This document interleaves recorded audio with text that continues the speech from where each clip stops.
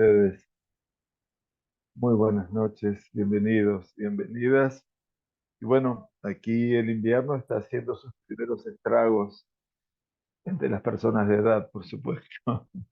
Entonces estamos sufriendo un poquitito los avatares de un invierno que empieza a traer su frío, así como el calor es intenso, también el frío aquí en Israel es intenso. Pero bueno, como la canción que se cantaba en el idioma yiddish, una hermosa canción que decía que los niños estudiaban con su rebe al lado del hogar del fuego, en última instancia, calentarnos, comillas, al fuego de la Torá es un buen momento para poder estudiar. Comenzamos una nueva semana y en el estudio de Rambam comenzamos un nuevo capítulo, Bezrat Hashem. Estamos estudiando todas las leyes que regulan el matrimonio entre el hombre y la mujer. Y por cierto que estas leyes son leyes extensas. A su vez hay un tratado completo en la Gemara que trata específicamente sobre el tema de el casamiento, que es el tratado de Ketubot, por ejemplo. Además de Masejet Kiddushin, de todo lo que es la que le da la forma a la halajá que extrae el Rambam en su cuarto libro del Mishneh Torah. Quisiera aprovechar simplemente, y antes de comenzar, hoy acaba de concluir el día 20 de Tevet. Y 20 de Tevet es el tiempo del fallecimiento del gran águila del Rambam, un 20 de Tevet del año 1204, hace 819 años, nada más y nada menos, que el Rambam dejó este mundo físico para sumarse a esos ángeles ministeriales que seguramente alcanzan el tiempo de su vínculo con el Todopoderoso, el mayor espacio de felicidad.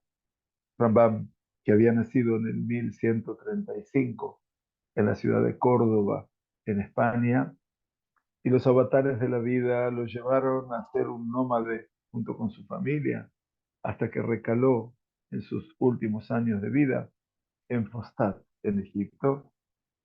Y si bien fue una vida azarosa la de Rambam, no una vida fácil, donde una vida donde perdió a su mujer y a sus dos hijos, luego a su padre, luego a su hermano, que era un poco su mentor y era el hermano pequeño, así que todo lo que representaba para el Rambam, así todo Rambam nos dejó su legado, que obviamente la gran cantidad de escritos y de tanta sabiduría con sus manuscritos. Escribió algunos en árabe, otros en hebreo. Obviamente nos regaló, obviamente, un mundo que cuando uno ve el nombre de Maimónides, piensa que es el nombre de una academia y no el nombre de un solo sabio. El día que pasó, 20 de Tebet, el día de ayer, ya ahora comenzó el 21 de Tebet, recordamos ese tiempo de su fallecimiento. Nació en Erev Pesach del año 1135 y falleció un 20 de Tebet, allí en Fostat, en Egipto, donde fue a lo largo de toda su vida un hombre de renombre, fue el Nagid, fue el dirigente máximo de toda la comunidad judía, fue médico del sultán Saladino, Salah ad-Din, y después de su hijo. También siempre atendió en palacio a todos los cortesanos, pero también después de las horas del mediodía, primeras horas de la tarde, atendía también a todas las personas de la comunidad que se acercaban a su consultorio, casi sin descanso. Y en los tiempos libres, que debía descansar también, escribía sus libros. Muy bien. Ishmatot David Haim, que su vida quede ligada a los lazos de la vida eterna y que sepamos valorar, evaluar esta calidad de hombres que fueron genios, obviamente, que nos legaron el deber eh, moral de poder estudiar, de poder saber. Muy bien, bienvenidos. Vamos a compartir con ustedes nuestro estudio de hoy, nuestro capítulo 11. Capítulo 11 nos va a hablar a lo largo de sus 17 alajot. Primero, las 7 alajot primeras nos van a hablar acerca del valor de la ketubá. Y el segundo punto es un tema mucho más complejo. Cada ketubá tiene un valor económico. Lo que tenemos que decir como anticipación es que la ketubá está lejos de ser una compra-venta. Nadie compra a nadie. Eso es lo que vulgarmente la gente transmite y que lamentablemente todo el mundo se hace eco de toda esa vulgaridad y entonces cuando queremos explicar las fuentes, las explicamos mal. La ketubá es un compromiso económico que asumía el hombre para con la mujer. Consideremos siempre que el hombre era quien salía. Hoy, digamos 15, 16, 17 siglos después, la realidad cambió. Pero no es que cambió hace 17 siglos, cambió solamente en el siglo XX, donde también la mujer se independiza económicamente y pasa a ser un factor económico tan o más importante en el hogar. Y eso me parece fantástico desde la perspectiva del compartir. Pero la Ketubá todavía quiere preservar una parte en la cual no que el hombre es aquel que lleva más parnasá a su casa, sino que debe asumir un rol protagónico en cuanto a lo que representa la santidad del matrimonio. La mujer asumirá la santidad del matrimonio desde la perspectiva de lo que se llama Taharat HaMishpachá, la pureza familiar, y la mujer tendrá ese recinto donde su hogar, Akeret Bay, que no quiere decir la ama de casa, que está todo el día en la casa, sino que Akeret Bay quiere decir Aikar Bay, es el principio móvil fundamental de la casa, en donde todos los niños giran alrededor de esa mirada que es una mirada de 360 grados, porque lo observa todo y porque esos hijos obviamente saben, como nosotros cantamos todo el viernes, Matach ba lev ba'ala, el corazón del marido está asegurado en ella, está confiando en ella. Porque no hay ninguna duda de que esa tarea enorme que Akadosh Baruj Hu le confirió a la mujer es una tarea que difícilmente nosotros alcancemos a hacerla con asiduidad. No digo que los hombres no la hagamos, pero no la podemos continuar a ese. Y por eso la que tú estaba explicando es un contrato económico. ¿Para qué es el contrato económico? Porque si llegaba el momento, Dios nos permite, de que la pareja se habría de separar, entonces se debería hacer efectivo el pago de esa que tú. Quiere decir, eso era por lo menos lo que quedaría para que la mujer se pudiese organizar dentro de un año, porque el dinero que tiene que cobrar de la FECUA le alcanzaría para mantenerse por espacio de un año. Por supuesto que después, si no se casaba nuevamente, saldría a buscar su trabajo. Por lo tanto, comenzamos a ver aquí, en el capítulo 11, lo que es el Tchum Aketuba. Nos dice Rambam, הנושא בתולה שנתאלמנה או נתגרשה o nejeletza. Las siguientes leyes se aplican cuando un hombre se casa con una virgen que fue viuda o divorciada o que se sometió al rito de Jalita. Hablamos de una joven virgen que fue viuda o que fue divorciada o que fue nejletza. ¿Qué quiere decir Jalita? Jalita, vamos a acompañarlos con la explicación. Veremos que esta mujer había sido consagrada o casada, pero antes de que ella y su esposo entablaran relaciones matrimoniales, ella era viuda o divorciada. Entonces, eso es no es la jalitza específicamente, sino que la jalitza es una mujer cuyo marido murió y entonces un pariente cercano de ese marido tiene que tomarla como esposa a fin de tener descendencia y perpetuar la memoria del fallecido. Entonces, puede ser que una mujer se case y sigue siendo virgen, enviudó o se divorció sin haber mantenido relaciones. Si ella fue viuda o divorciada o se sometió al rito de Hanukkah, dice, "Y mina erutzim ni talmena unit gersha una fritá", después del erucín solo, que significa después del erucín, después del compromiso. La que tú vas a la que tiene derecho de su segundo marido es de 200 dutim, porque sabemos que el valor de la que tú vas para una mujer que se va a casar y que es virgen, betulá, en este caso, corresponde que en la que tú vas se anoten 200 dutim, 200 monedas de plata.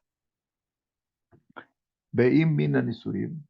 Sin embargo, si hubiera estado casada, la que tú vas, la que tiene derecho de su segundo marido, es de 100 zuz, porque una vez casada no se la considera ya no virgen, como no betulá.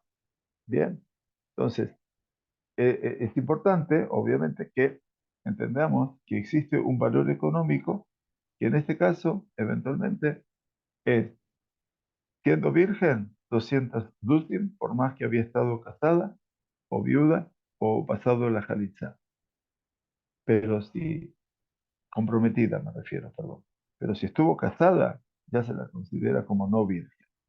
Incluso si hay testigos del hecho de que su marido murió inmediatamente después de que entraron a la jupa.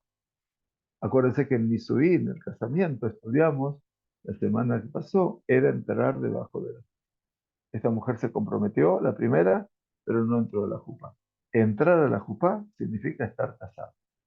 Y aunque el marido, Dios no permita, haya muerto inmediatamente después o dentro de la jupá, se la considera no virgen y si se vuelve a casar, la que tú vas tiene un valor de 100 zuzim.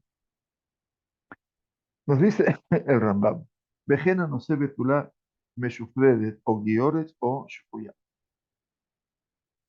Lo mismo se aplica cuando un hombre se casa con una novia virgen, que es una sirvienta canaanea, quiere decir una meshufredet es una shifja, una sirvienta canaanita que fue liberada y por supuesto entra en la categoría de ser una mujer giore, ¿no? O sea que ella también, la sirvienta canaanea liberada es una mujer conversa, o también está la conversa en sí mismo, Benidgaidá, o Gioret, o Shebuya, o la que estuvo cautiva por gentiles y liberada.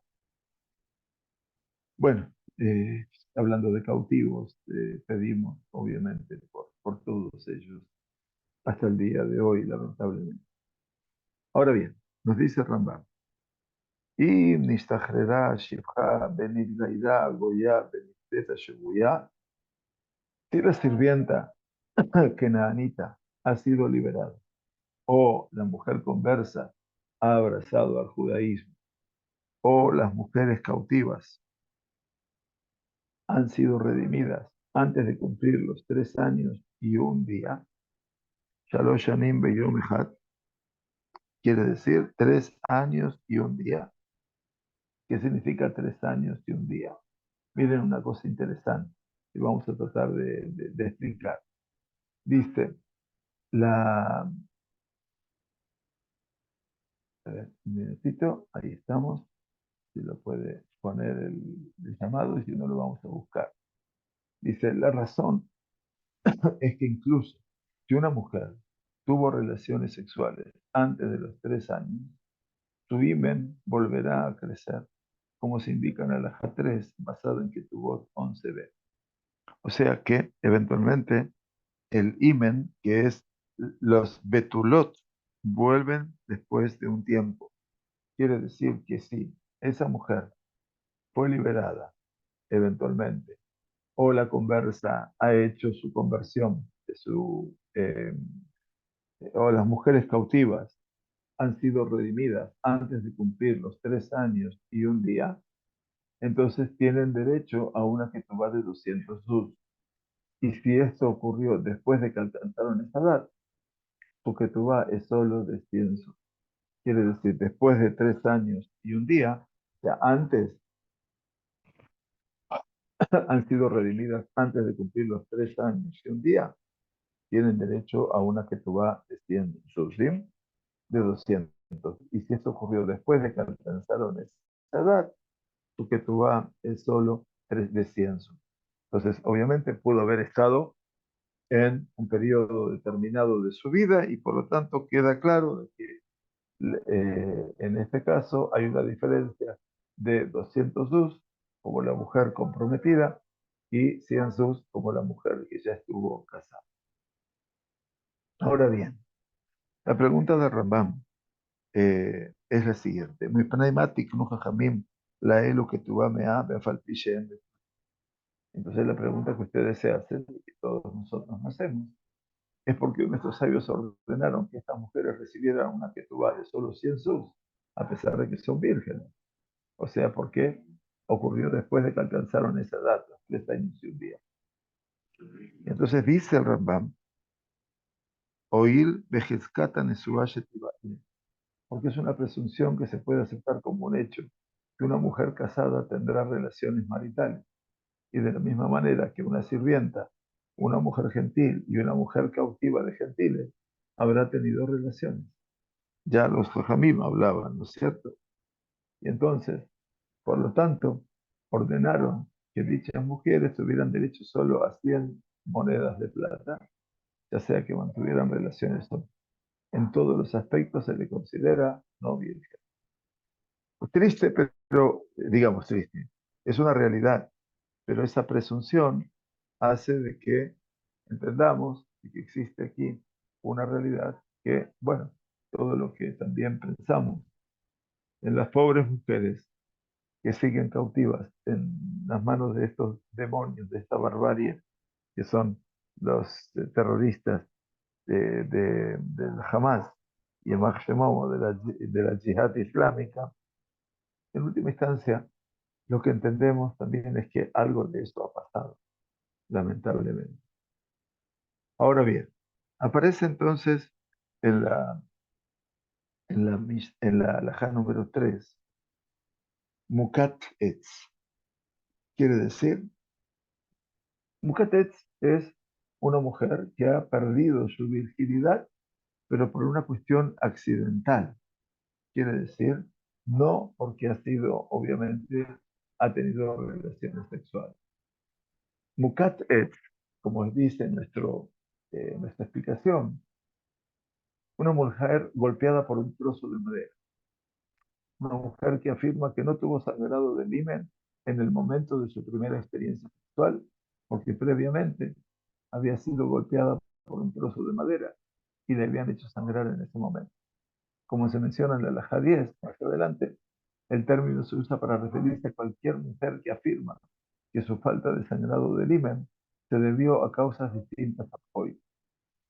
Entonces, a veces, porque vamos a ver que uno de los escenarios que la Torah menciona es del hombre que a veces habla habladurías sobre la mujer, quejándose ante el padre de la mujer que no le encontró betulín, que no le encontró virginidad. Y eso lo hacía al hombre querer liberarse de esa responsabilidad. Pero aquí se da la función, dice Rambat, de Mukat Et. Entonces está la mujer que ha tenido un accidente a nivel vaginal y quedó, evidentemente perdió la virginidad, la que tuvo son de 100 sul. Dice de 100, no de 200.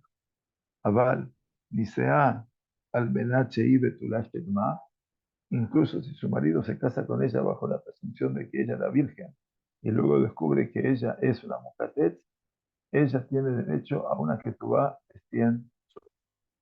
O sea, ketubá mea. Bien, entonces, aunque uno podría pensar que el matrimonio sería anulado porque el marido estaba operando bajo una idea errónea, ¿no es cierto? Mikach Ta'ut, o sea, se hizo un compromiso, pero tomó una mujer equivocadamente. Entonces, la Masejet Ketubot, el Tratado de Ketubot, como les decía, que trata acerca de todo este tema, dictamina que esto no es así. Mientras ella no haya tenido relaciones sexuales anteriormente, su matrimonio es vínculo. Ahora bien, por cierto, aparece esa figura. Etaná mi bat shalosh shanim ulemata shenibalá, cuando una niña menor de 3 años mantiene relaciones sexuales. Obviamente, esto nos suena a nosotros un tanto difícil de poder comprender, ¿sí? Pero lamentablemente hoy vimos no que mantienen relaciones sexuales voluntarias, porque la voluntad no existe a los 3 años, pero sí existe la violación. Entonces, cuando una niña menor de 3 años mantiene relaciones sexuales, dice Rambam, Afilu va alea Adam Gadol, incluso si su compañero es un varón adulto, que tu matai, tiene derecho a una ketubá de 200 uzi. ¿Por qué? Porque estudiamos Sofash Tachzor Betulá, Bishear Kishera Betulot, porque seguramente en el correr de los años, 8 años, 9 años, 10 años, hasta que se vuelva a casar ya como adolescente, como mujer, ella podrá sanar de esa agresión sexual, físicamente al menos, no sé si mentalmente, y será virgen como todas las demás. Dice Rambam, Bejen Gedolá Sheba Alea Katán, y 20 Sheshanim Mata. Cuando un niño menor, perdón, de 9 años, quiere decir que todavía no es imputable, tiene relaciones sexuales con una mujer adulta, ella tiene derecho a una jetubá de 200, como si nunca hubiera tenido relaciones sexuales. Que ahí lo no iba la clave. ¿Por qué? Porque obviamente estamos hablando, ¿no es cierto?, de un niño que tiene 9 años. El Shulchan Aruch en Eben Haezer sigue la sentencia aquí también de las Tosafot en Masejet Ketubot, quienes explican que esta ley se aplica solo cuando el himen de la mujer permanece intacto a pesar de esta relación. Y como los Jajamim o el Rambam entiende de que Biat 20 Shesanim, Yom Echad Biat, dice porque obviamente consideran eh, que solo después de que un niño cumple 9 años y un día, aquí era 9 años, ¿sí? No tenía 9 años y un día. Acuérdense que hoy en día el Bar Mitzvah, para subir a la Torah, el niño tiene que tener 13 años y un día, no 13 años. 13 años y un día. Se entró en el circuito de los 14. Por lo tanto, solo después de que un niño cumple 9 años y un día, las relaciones con él tienen importancia. O sea que vía la relación sexual se considera una relación sexual. Pajot dice enviado. Antes de esa edad no se considera que la relación sexual de un menor tenga importancia en el estatus de la mujer. Ahora bien,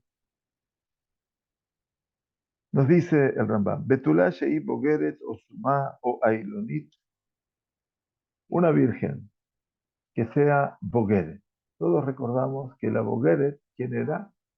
Dice, la mujer que ya era madura, o sea que ya había superado los 12 años y medio.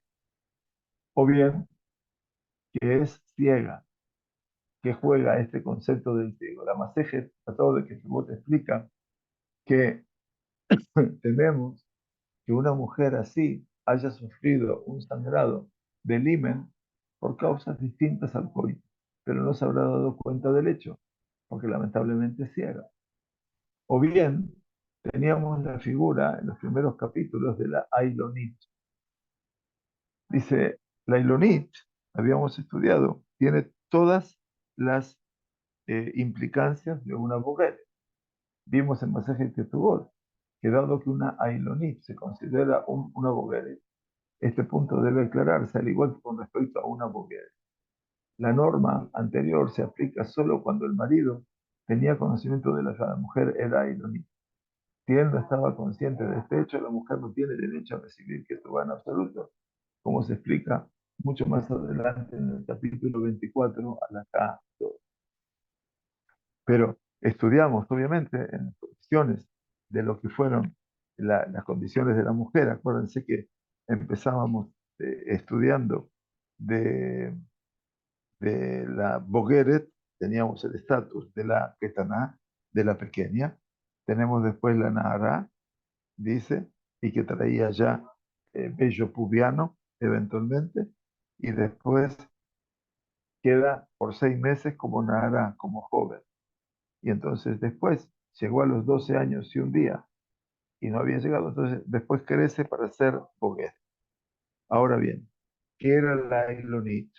La Ilonit, les recuerdo, decía el Rambam en el primer capítulo, si no me equivoco, en el segundo capítulo, la Ilonit era aquella que no tenía pechos, Umitkashá Besheat Tashmish, o que tiene dificultades en el momento de la relación sexual, que le es duro y que le duele, Ve'en la Shipulei Me'aim Tanashim, y que tampoco tiene un lugar bolet, que sobresale en los extremos de de su estómago, de su cuerpo, eventualmente, de cola a B, la voz que tenía era una voz gruesa, Beinani Keret Benish Leisha, y no hay una diferencia entre ellas, entre hombre y mujer. Entonces dice que la mujer y la bogueret, la joven, la bogueret y la eronit, todas ellas se llaman Gedolah, para que sepamos eventualmente que todas ellas se llaman a ese nivel como Gedolah. Bien, entonces, perdón. Entonces, vamos a tratar de continuar. Entonces vemos que ya sea que la Virgen sea Bogueret, ciega o Ailonit, tiene derecho a una ketubá de 200 yud. Bien, o sea que todos ellos tienen ketubá mitad. Pero no se prevé ninguna ketubá para una mujer sordomuda o mentalmente incompetente. Ajereshet Beashotá, para ellas, los Jajamim no establecieron ketubá. ¿Por qué? Porque el fundamento es que no se ha previsto en absoluto el matrimonio de una mujer mentalmente incompetente. O sea, ya los Jajamim se daban cuenta de que había una realidad que no le permitía a la mujer poder casarse. Y miren que es interesante, porque están viendo aquí un problema de, llamémosla, idiocia o imbecilidad o deterioro mental. Entonces, en este caso, decían que esa mujer no se puede casar.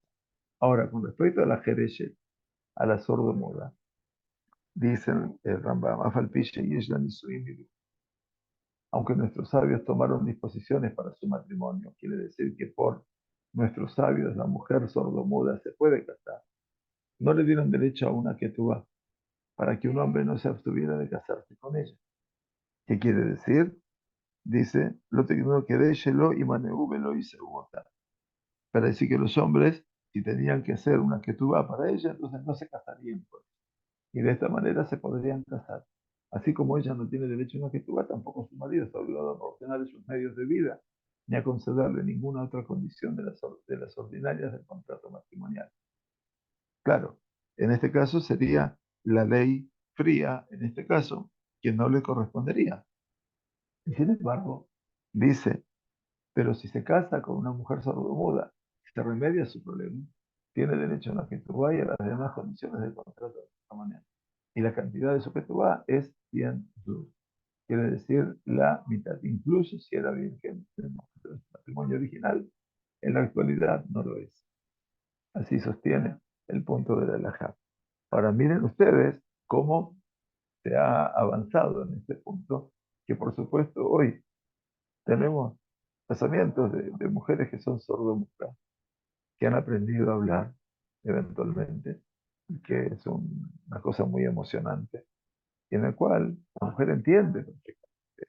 Yo pienso que los jajamim aquí estaban pensando que la sordomuda, al no tener contacto con el mundo exterior y al no poder expresarse, entonces eso le invalidaba. Sin embargo, tenemos, gracias a Dios, todo un escenario hoy en día de desarrollo a nivel emocional, por sobre todas las cosas, y que le permite a la mujer lograr desarrollarse a ese nivel.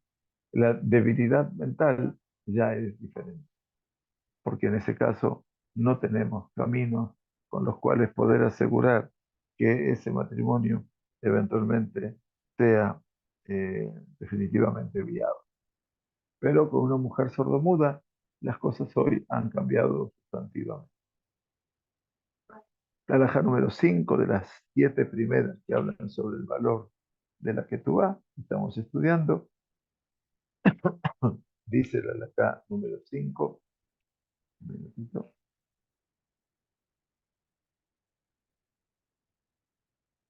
Nasá Jereshet Oshotá, de Katabla Meamane, Ketubatan Kayemet, Mipne Shatatale Zik. Cuando el hombre se casa con una mujer sordomuda o mentalmente incompetente y le escribe una Ketubá por 10.000, por 100 sus, no por 10.000, Amané, Meamane, quiere decir, le escribe una por 10.000 sus, o sea, una suma realmente importante. La obligación es vinculante, porque era él que quería disminuir sus bienes.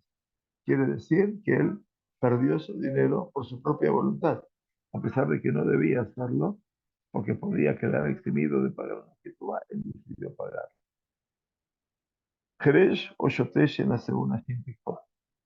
Aquí estamos hablando ahora de un hombre sordomudo o un hombre mentalmente incompetente que se casa con una mujer mentalmente competente.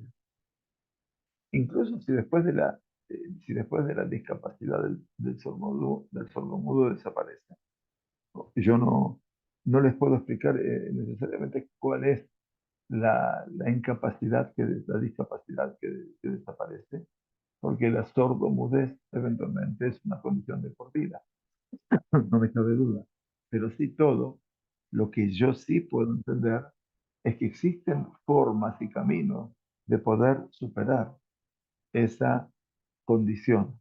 Quiere decir que hoy en día, gracias a Dios, hemos encontrado en el desarrollo del hombre, de la medicina y de todas las instancias que hablan acerca de cómo incorporar al sordomudo. Ustedes vieron que cuando uno ve las noticias hay un lenguaje, ¿no es cierto?, de sordomudez para aquellos que no pueden expresarse, no pueden oír, para que puedan entender a través de las manos todo lo que se está diciendo. Yo pienso que eso es un regalo maravilloso y creo básicamente de todo corazón que cuando el Rambam dice, incluso si después la discapacidad del sordomudo desaparece, y yo creo que la discapacidad en sí no desaparece, no para,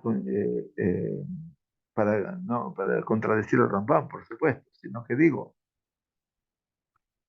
puede ser que eso mejore el Rambam estaba viviendo 800 años después, ¿no?, de su muerte, 820 años después casi, está viendo este escenario donde el sordomudo se puede incorporar a la sociedad. Y la persona mentalmente incompetente gana en esto. Esto también es interesante.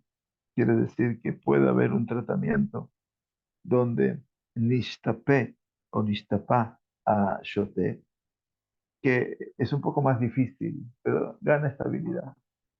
Entonces dice, no tienen ninguna obligación para con sus esposas. Sin embargo, si los hombres desean permanecer casados con las mujeres, después de que su propio bienestar haya sido restaurado, las esposas tienen derecho a una ketubá y su valor tiene que ser no de 200 sino de 100 zuzim. Muy interesante. Ahora dice, si el sordomudo, si el matrimonio del sordomudo fue constatado por el tribunal y le escribe a su esposa una ketubá con sus bienes, ella tiene derecho a todo lo que el tribunal le necesita. Un tribunal no concertará en absoluto el matrimonio de una persona mentalmente incompetente. Esto está claro. Dado que el mandato de los sabios no se mantendrá en su caso. Y en este caso es muy importante. Es decir, un matrimonio entre un hombre mentalmente incompetente y una mujer común y corriente se verá constantemente afectado por conflictos. Por supuesto, no durará. Por eso es que los Rabanim, el Betadín, no estaba dispuesto a certificar un casamiento. Por el contrario, un sordomudo es más pasivo y su hogar no necesariamente se caracterizará por la porque obviamente va a ser más comprensivo. Entonces, no le ordenaron matrimonio a su hijo. De manera similar, nuestros sabios no ordenaron el matrimonio para un varón menor de edad. La razón es que en última instancia obtendrá el potencial para celebrar el vínculo matrimonial integral. ¿Qué quiere decir? Entonces dice el Catán, con respecto a un niño que es pequeño, Catán, lo tiknu lo jajamim nisui. No ordenaron el matrimonio de un niño menor de edad. ¿Y por qué? Con respecto al niño menor de edad, oír besofó la bola y de morir. Porque cuando ese niño crezca, obviamente va a llegar al potencial definitivo para poder hacer un vínculo matrimonial integral. Entonces no le iban a permitir. ¿Por qué entonces ordenaron el matrimonio para una niña menor de 12 años? Esa es la gran pregunta. Ni soy en la Ketaná, a Falpiche lo válida y ni soy en Gimurí. Aunque ella también obtendrá en última instancia el potencial para un vínculo matrimonial integral. Dice, para que no la tratan de manera activa. Qué interesante. Dice, Sheloy Naguba Minagefka. Miren qué importante lo que dice Rambam. Aquí los 12 años, obviamente, se refiere a una niña que ha quedado huérfana de su padre, y en este caso, o que se divorció después de casar. La Torá, y no nuestros sabios, otorga al padre el derecho de consagrar a su hija antes de que se convierta en niña. Eso puede pasar. Pero ¿por qué entonces sí con la niña y no con el varón? Dice, para que no se comporten con ella de manera lasciva. Dice, si la niña permanece soltera, las prohibiciones contra las relaciones con ella no son tan severas y los sabios temían que no se cumpliera. Si se le permitiera casarse, se respetaría la prohibición del adulterio y se la trataría de manera diferente. Además, su marido la protegerá contra su asociación con otros hombres. Y eso está realmente muy bien. Por otro lado, Ein Masiim etanara, Atanar, Hbodkimotobe y Badashe y Bishimai. A un joven no se le permite casarse hasta que haya sido examinado y se haya determinado que ha manifestado signos de madurez física. Quiere decir, Simanim, estamos hablando de maduración, obviamente, y que hablábamos de los signos de maduración que se dan en el varón. Muy bien. La alajá número 7, que cierra esta primera parte acerca del valor de la Teshuvá, perdón, nos dice, Catán, afilu 20 Susanim Beyom Echad. Cuando un niño, cuando un hombre menor de edad se casa con una mujer, un hombre menor de edad no es un hombre, sino es un niño de 9 años de un día, se casa con una mujer, Nasaisha, en la Ketubá. Ella no tiene derecho a la Ketubá, incluso si él ya tiene 9 años.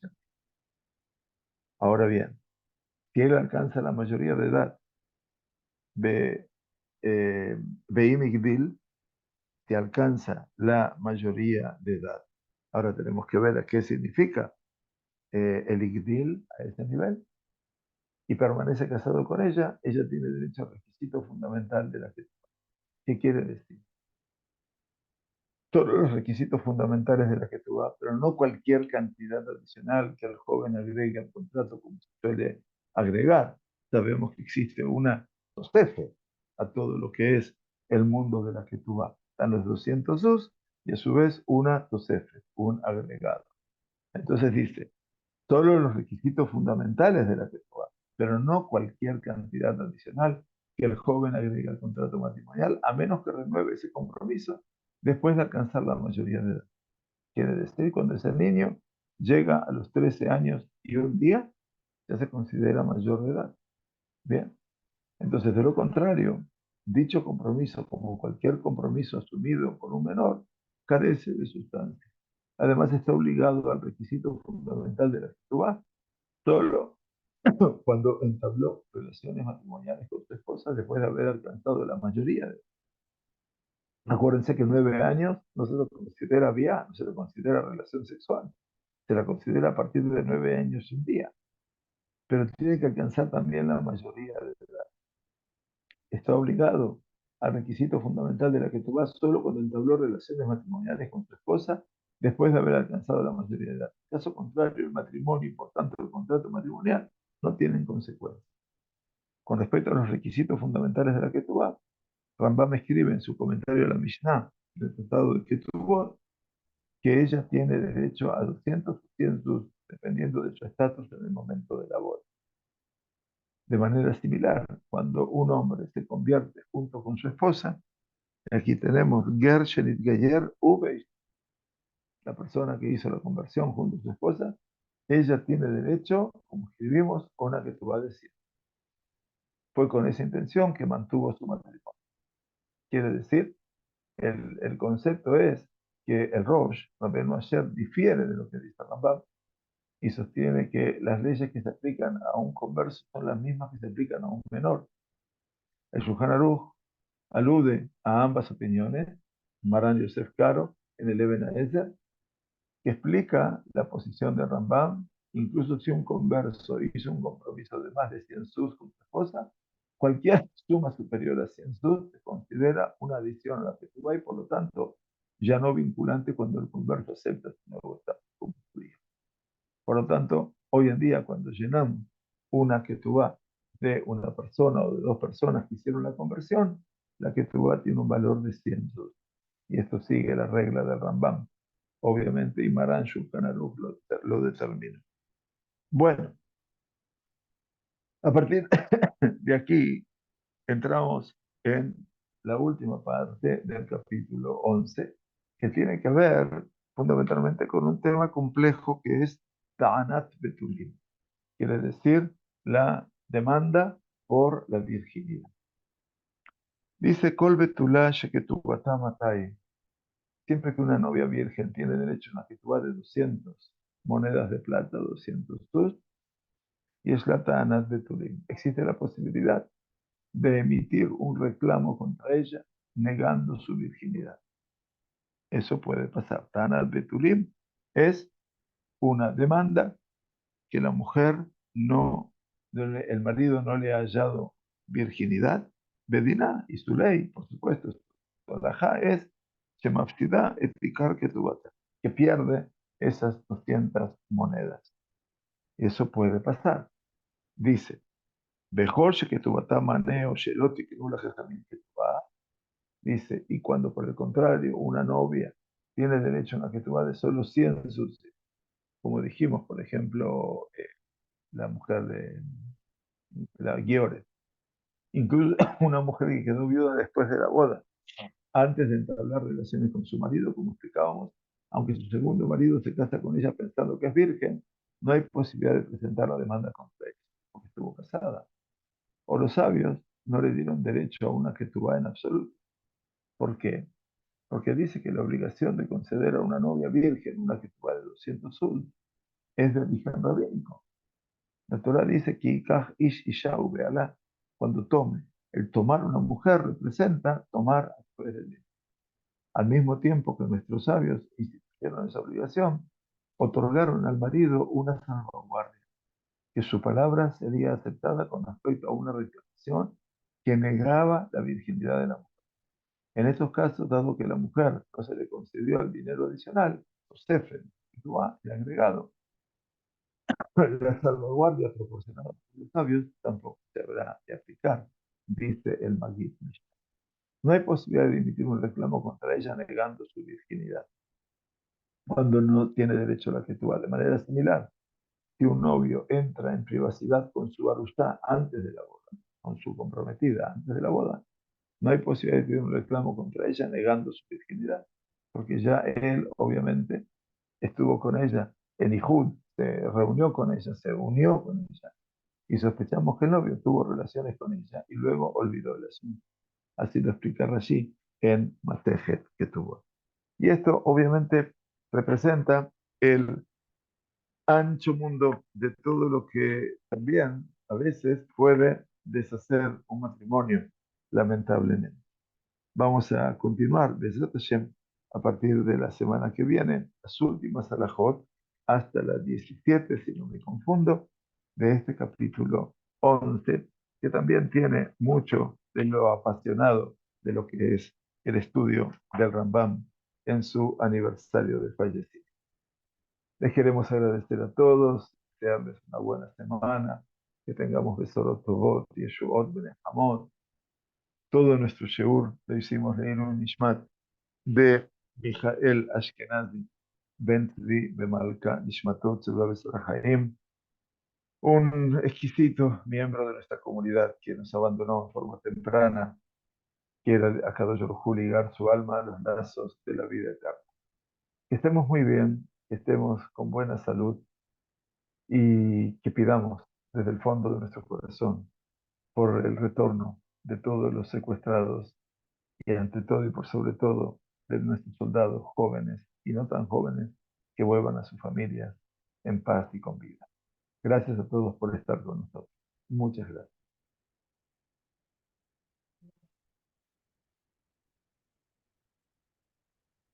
Gracias a todos.